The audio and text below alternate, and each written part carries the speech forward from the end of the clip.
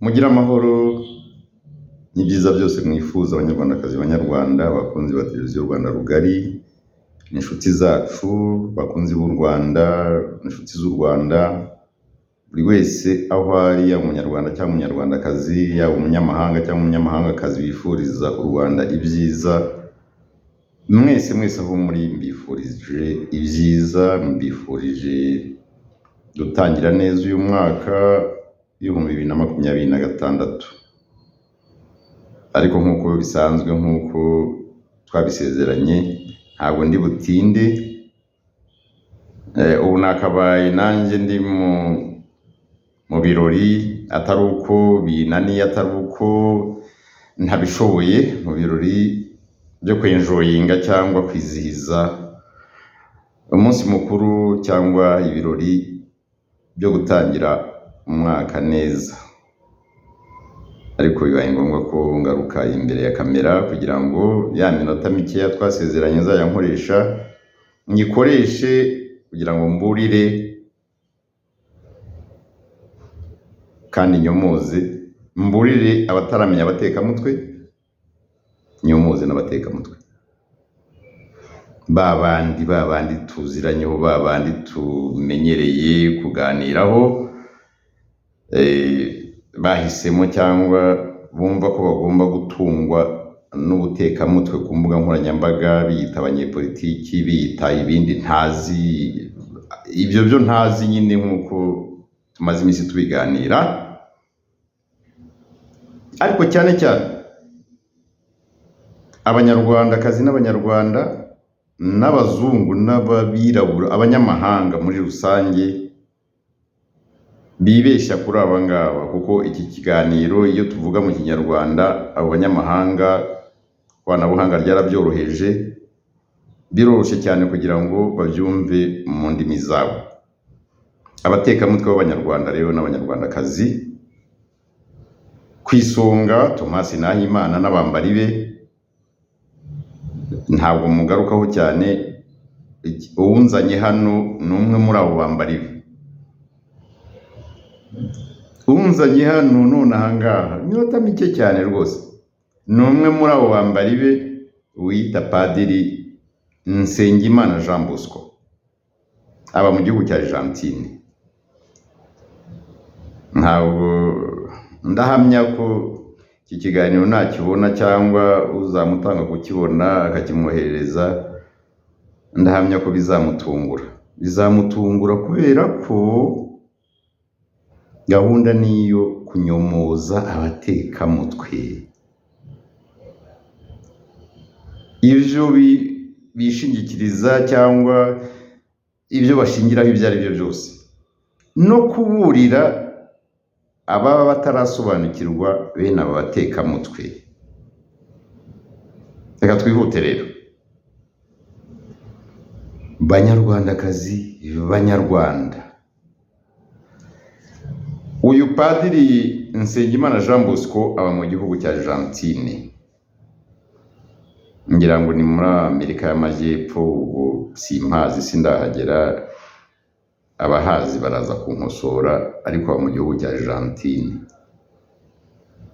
Padiri Nsengimana Jean Bosco akomoka mu ntara y'Iburasirazuba. Ntabwo ndi bujye muri detaye rwose, munyihanganire, nimushake kuvumba izo mwengewe nzamubabwira. Gusa akomoka mu cyahoze ari komine Mugesera. Padiri Jean Bosco Nsengimana uyu nguyu amaze imyaka irenga 10 mu gihugu cya Argentine. Yavuye mu Rwanda nyuma y'uko ubutabera bwamushakaga kugira ngo aryozwe amafaranga cyangwa imitungo yafatanyije kwiba n'uwitwa Mudenderi Silver muri ONG cyangwa mu muryango, iyi miryango nterankunga cyangwa itegamiye kuri leta witwa ROWAM. N'ubu urahari, umuryango ukora ibijyanye wita cyangwa ukurikirana ibijyanye n'ubuhinzi. ntabwo baba bazi ko ibi bintu tubizi. Hanyuma aba bagabo bombi, Mudenderi Silver na Padiri Jean Bosco Nsengimana, nibo bari abayobozi b'uyu muryango. Amafaranga barayiba, barayarigisa, barayarya n'ibisambo.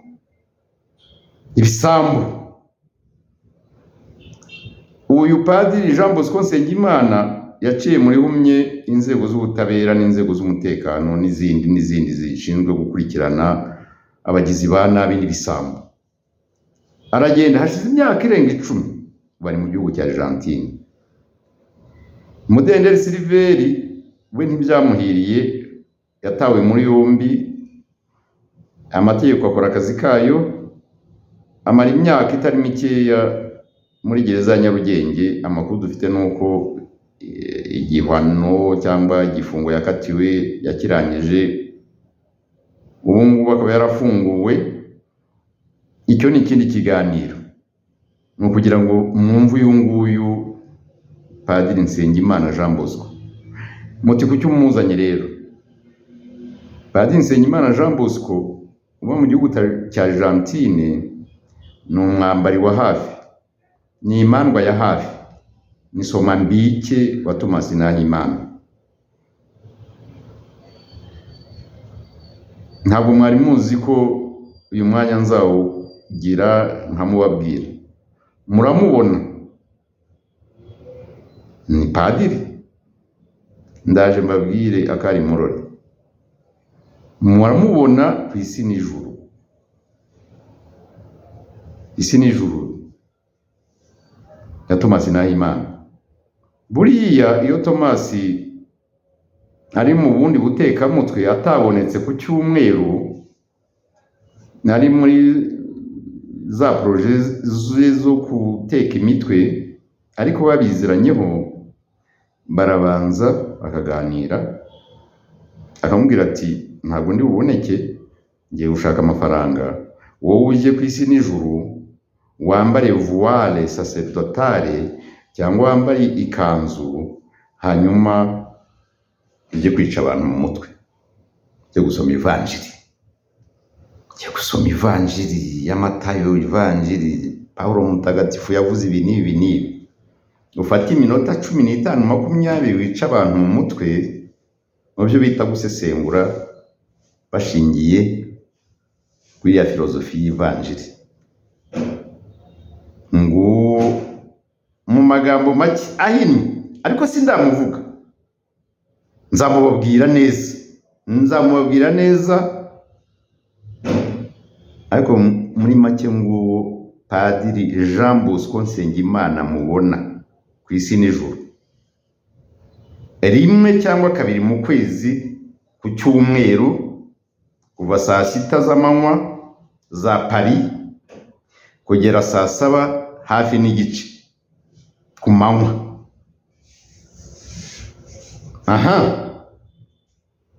Muti umuzi uti? Banyarwandakazi, Banyarwanda, Banyamahanga, Banyafurika, Bazungu, hitondera abatekamutwe b'Abanyarwanda babigize umwuga. Uyu padiri, uyu wita padiri, wiyambika biriya by'abasaserdoti, Nsengimana Jean Bosco, ni exfari. Hari abo biri butungure cyangwa hari abo bishobora gutungura, ariko najya mbabwiye ngo ni exfari. Ni ukuvuga ngo uwabaye mu gisirikari cya leta ya Habyarimana Juvenal, Forces Armées Rwandaises. Uyu witwa Padiri Jean Bosco Nsengimana yinjiye mu gisirikari mu kwezi kwa 8 1985. Yinjiriye igako, niho hari ishuri abashaka kujya mu gisirikari banyuragamo.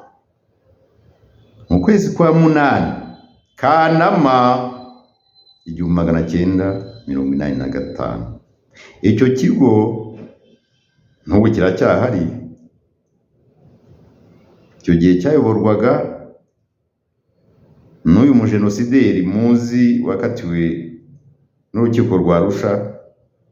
Icyo gihe yari komanda, afite ipeti rya komanda, Bizimungu Augustin.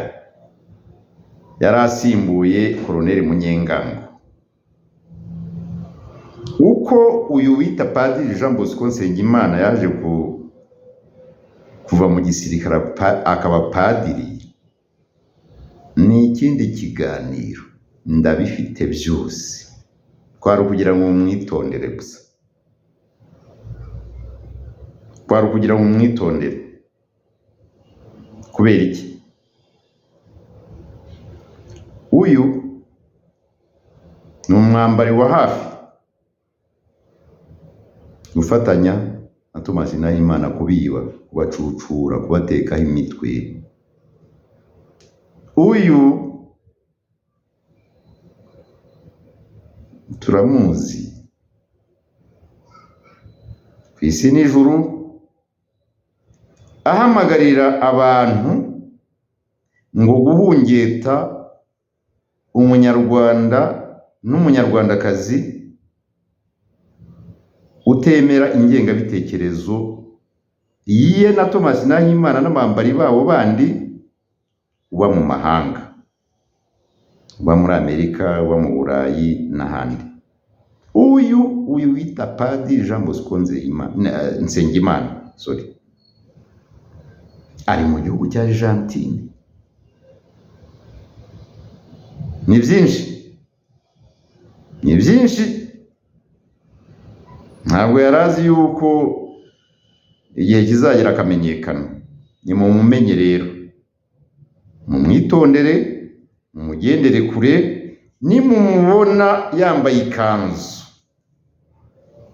ya kanzu y'abapadiri, cyangwa yambaye ishati yashyizemo voile sacerdotale, mumenye ngo uyu niwe twari tumaze imyaka ari imyaniko tubona yiyorobetse, yiyoberanyije. Kumbe niwe Asumani atubwiye. Kumbe nawe Asumani aramuzi. Yes, ndamuzi kandi sindamuvuga. Padiri Nsengimana Jean Bosco, abantu b'iburasirazuba zazaza hariya bazabona kino kiganiro, bazasobanukirwa icyo nashatse kuvuga, cyangwa bazamumenya, baramuzi. N'uyu munsi ntabwo barumva uburyo yabaye padiri. Amuheruka mu gisirikari, avuye i Bugesera, avuye i Gako muri CI Bugesera, Centre d'instruction Bugesera. Benshi ntabwo bazi ibigo cyangwa za unité za gisirikare yabayemo, ariko ndabizi, ndabifite. Ntabwo igihe kiragera, ariko sinakera, ntabwo bizatinda ko wese mushyira ku karubanda muzamumenya n'uburyo yatekinitse uyu munsi akaba yitwa padiri. Kari kugira ngo mumenye gusa, mumenye, nimumubona ku isi n'ijuru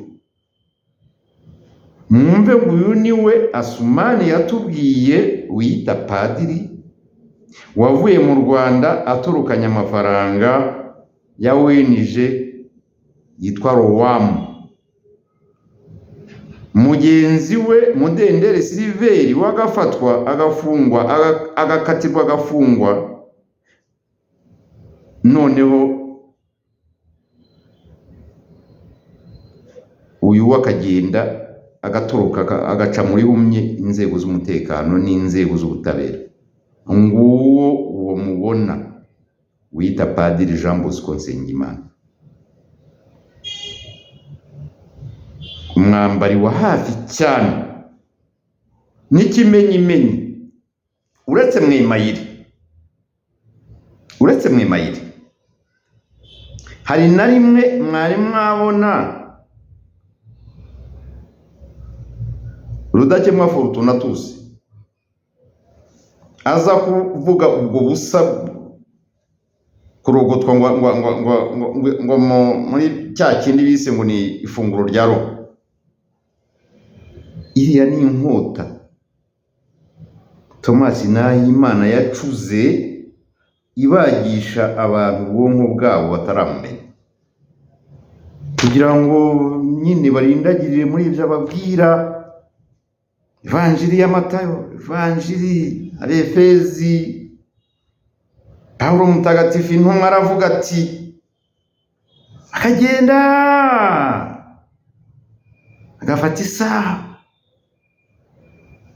byagera ku isaha n'iminota 15 mbere y'uko bahagarara, agasaba amafaranga yo gukuraho inkotanyi, agasaba amafaranga. Muzi n'akazi kanyu n'umutayama. Ibyo ntabwo mubizi se? Mushyigikire ingirwa Galaxy iminota 5. Mujura ruharwa. So uyu nawe rero numwe nawe ntabwo mwari mubizi, ariko Padiri Jean Bosco Nsengimana uburyo yabaye padiri nzabibabwira mu gutekinika. Jean Bosco Nsengimana uyu munsi yabaye padiri he? Arakora iki muri Argentine se?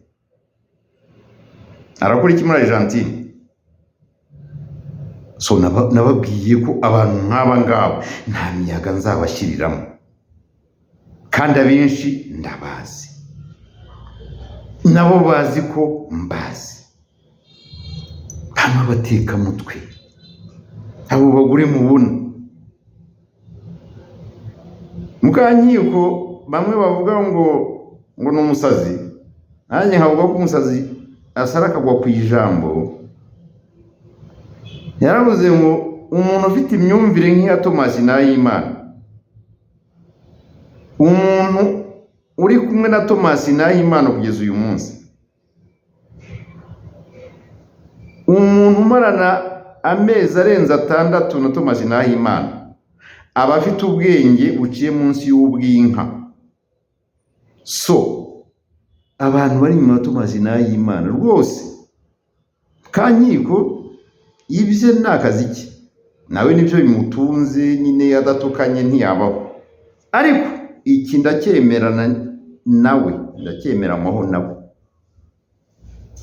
Muri nyuma ya Thomas Nahimana, umuntu umarana amezi arenze 6 na Thomas Nahimana aba afite ubwenge buri munsi y'ubwenge bw'inka, iri tungo, izi nka zacu hano mu Rwanda no hanze yaho. So mwitonde rero, mwitonde.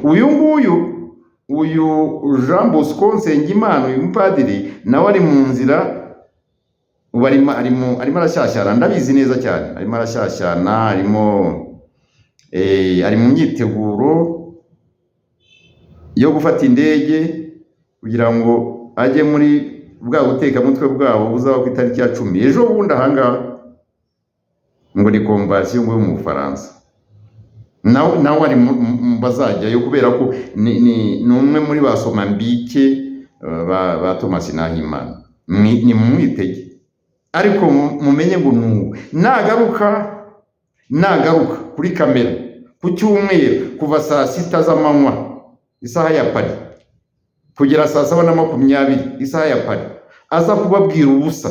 Uyu Padiri Jean Bosco, wita Padiri Jean Bosco Nsengimana, muzamubwire ngo wapi, twatinze kukumenya no kugutahura, ariko Asumani yarakutubwiye hanyuma ibindi bizakurikiraho nzabibabwira. Mukomere cyane.